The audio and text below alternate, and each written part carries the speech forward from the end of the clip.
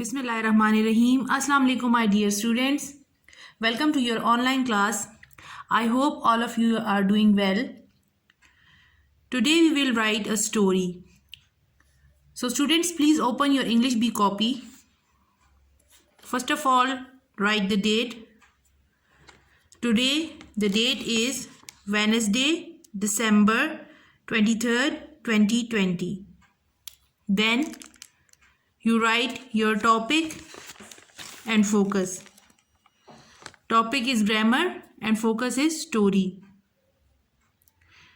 The story is The Arab and His Camel.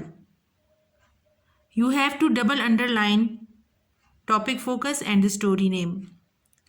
Then start writing. Once it was a cold night. एक दफ़ा का जिक्र है कि एक बहुत ठंड की रात थी, यानी सर्दियों की रात थी. And Arab was sleeping in side the tent. और एक अरब जो था वो अपने टेंट के अंदर सो रहा था. आपने देखा होगा डेजर्ट में रात बहुत ज़्यादा ठंडी हो जाती है, तो इसी तरह यहाँ पे ये जो अरब था ये इसी तरह अपने टेंट, खैमा जिसको कहते हैं, खैमे के अंदर वो सोया हुआ था. At midnight the camel began to shiver with cold. तो इसका बाहर जो है, इसका कैमल किसको कहते हैं, ऊँट को.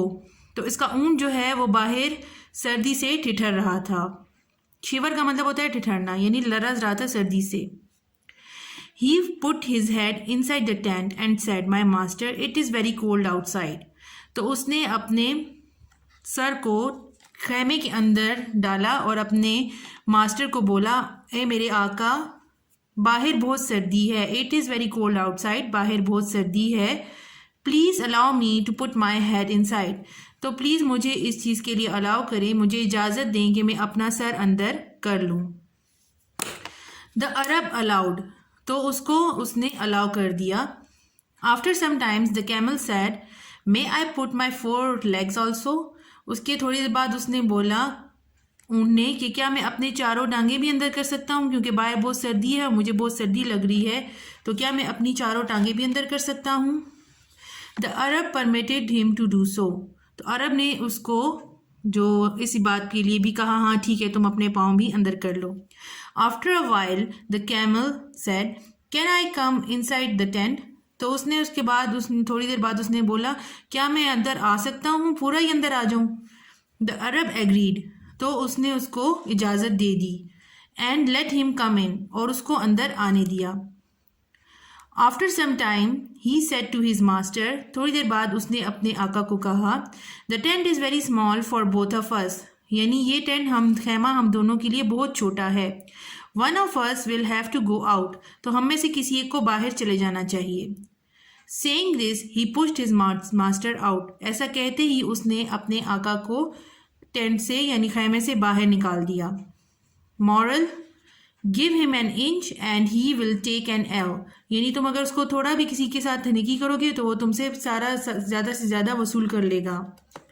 So students, this is the story of today. Write it neat and clean in your copies.